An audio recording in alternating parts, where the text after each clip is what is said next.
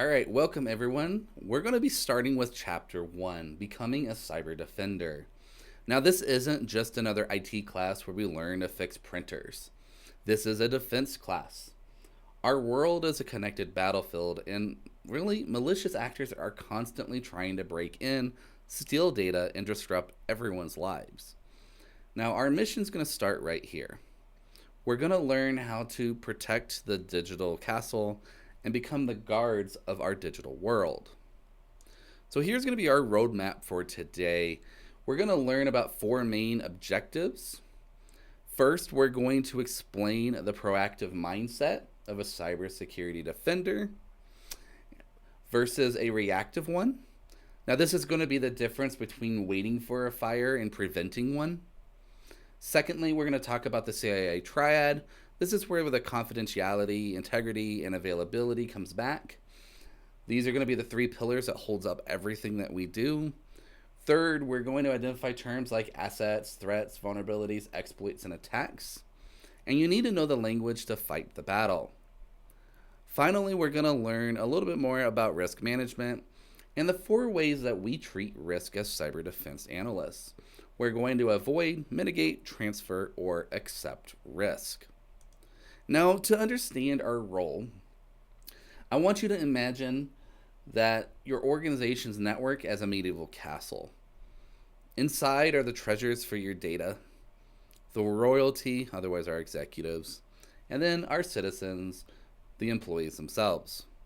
Now, an inexperienced guard just stands at the gate, waiting for the army to appear on the horizon, and this is a reactive approach. By the time you see the enemy, it's often too late. A modern defender is proactive. You're going to patrol the walls, looking for cracks, send out scouts to learn about the enemy, and fortify the vaults long before the first arrow is ever fired. So let's visualize the difference between the old way and the new way. Reactive security is the traditional model.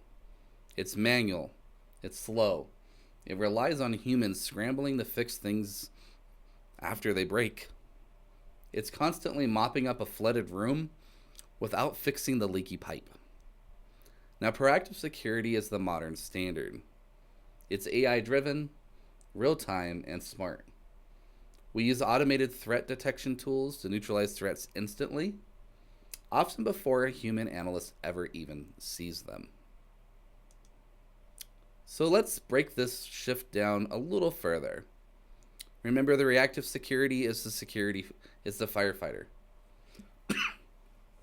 It's going to focus on responding after incidents happen, like breaches or malware attacks. Its goal is just to contain damage. Now, the results, this is stressful, expensive, and you are always trying to find, well, trying to keep up, right? You're always behind. You're fighting from behind. Now, proactive security, on the other hand, is the architect. It focuses on identifying potential problems early through continuous monitoring. Its goal is prevention and resilience. The result is a secure environment and lower term costs. And trust me, a lot less stressful. In cybersecurity, every defensive action that we take is designed to achieve one of our three goals. And we call this the CIA triad: confidentiality, integrity, and availability.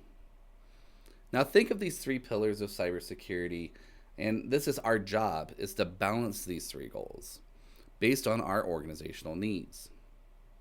For example, if we make a system super secure, highly confidential, it might make it hard to use, which might hurt availability. So you might have to find the right balance. Let's drill down to each one of the pillars a little bit further. Confidentiality means, well, keeping secret secret. It prevents unauthorized disclosure of information. We ensure data is only accessed by those who are authorized to see it. A breach here means stolen credit cards, leaked trade secrets, or even privacy violations. Now, how do we protect against it? We use encryption to scramble the data. We use access control to set permissions. We use authentication like passwords and multi-factor authentication to prove who someone is. Mission 2 is going to be our integrity. This is trustworthy and accurate. Maintaining the reliability of information. We ensure that the data hasn't been improperly changed, tampered with, or even corrupted. Now imagine that a medical record was altered to show the wrong blood type. Breaches here can lead to financial decisions or even life-threatening errors. So what do we use for defenses? We'll use hashing, which are like digital fingerprints, digital signatures, and version control because we want to track every change that we make. Mission 3 is all about availability. This means accessible when needed. We want to ensure that the systems are accessible to authorized users exactly when they need them. Because downtime kills businesses. If an e-commerce site is down, it makes no money. If a hospital network is down, doctors can't accept new patients or even access patient records. So we rely on redundancy, our backup systems, data backups, and denial of service protection to keep the lights on. Now we've learned the language of defense. To operate on this battlefield, you must understand the terminology and how we describe it. So we have 5 terms, which are the building blocks to every security conversation you will have. That first term is going to be asset. Simply put, an asset is anything of value that needs to be protected. This includes hardware, like your servers, laptops, or operating systems. It definitely includes all the data, like a customer list, financial records. And don't forget about the intangibles, like brand reputation and the customers that trust us. These are assets as well. The second term is going to be threat. A threat is a potential danger that can harm an asset. It is the who or what we're trying to defend against. Threat actors include cyber criminals motivated by money, insiders, whether or not they're disgruntled or even just careless, thanks Frank, or even natural events like fires, floods, or power failures. The next term is vulnerability. A vulnerability is a weakness or flaw in a system or anything that a threat can basically exploit. Think of these as the cracks in our castle walls. These can be software flaws like bugs, unpatched operating system, coding errors, but they can also have human factors to it like weak passwords or social engineering like phishing, or even the lack of proper training. That brings us to exploits and attacks. Next, we have to distinguish between the tool and the act. The exploit is the weapon. This is a specific method, tool, or code that they use to take advantage of the weakness in our system, the vulnerability. For example, a script that targets a specific bug in a web server. Now, the attack itself is the action. This is the actual action taken by the threat themselves by using which exploit, the weapon. And this could be causing maybe a ransomware infection, phishing email, whatever the attack is itself. Now, how does this all come together? Well, this diagram shows how it all connects. A threat uses an exploit to take advantage of a vulnerability to harm an asset. Where all of this overlies, this is where we're going to call risk. So depending on how likely a threat and a vulnerability is to be exploited on our asset, this overlap may be larger than others. So how do we manage risk? Well, we use what we like to call risk management. You can't protect everything perfectly. That would be too expensive. So risk management is the process of identifying, assessing, and controlling those threats to reduce our risk to what we like to call an acceptable level. Now we have 4 main stages to treat risk. The first stage is going to be avoidance. We want to eliminate the risk by stopping the activity entirely. For example, removing a piece of vulnerable software from our network. Maybe we don't need it. Maybe there's an alternative software that we can use. But most of the time, what we're going to do is we're going to mitigate the risk. We're going to reduce the likelihood or the impact by using different types of controls, like firewalls, patching, or even training. Sometimes we'll transfer the risk to another third party, like using cyber insurance. That's using transference.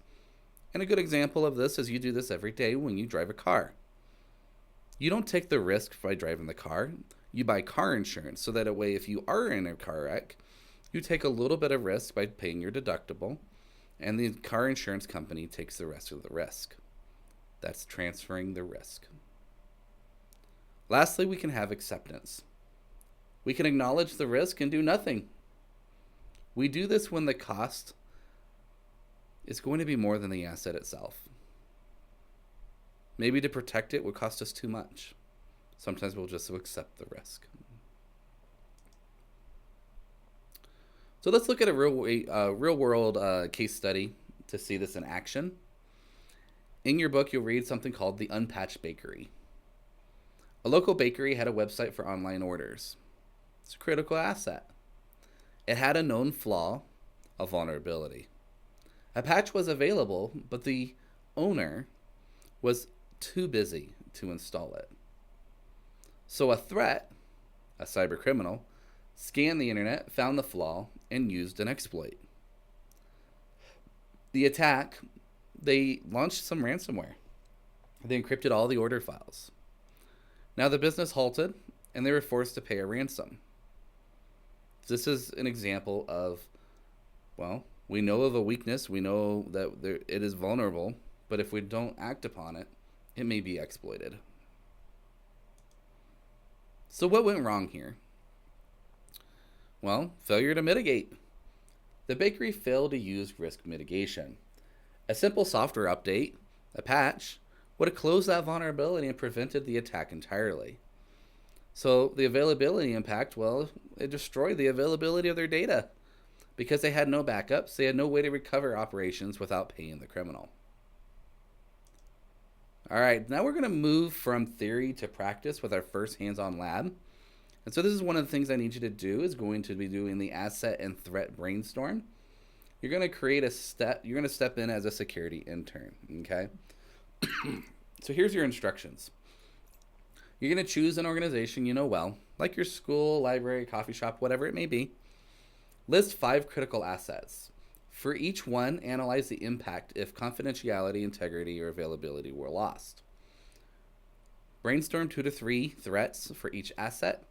Think about malicious hackers, accidental employee errors, or even environmental disasters. And create a simple report of these listings. Okay? Don't take this too hard. This is just something to make sure that you understand the terminology and how to use it. So let's summarize the takeaways from Chapter 1. We're going to be talking about proactive defense in this class. We're going to anticipate attacks and build defenses rather than cleaning up the mess. We're going to be looking at CIA triad. Remember our 3 goals: confidentiality, integrity, availability. We're going to be looking at key terms: threats, exploits, vulnerabilities. Right?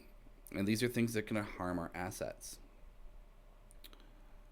And then we're going to look at risk management. How do you avoid, mitigate, transfer, accept risk? Because remember, we're not going to eliminate risk entirely. Our goal is just to reduce it to an acceptable level. All right, thank you for your attention. So this concludes the introduction to the Defender's Mindset. If there's any questions for covering today, let me know. Next time, we're going to move on to Chapter 2, which is going to be building the first line of defense. This is where we're going to start writing the rules for our castle itself. I'll see you for Chapter 2.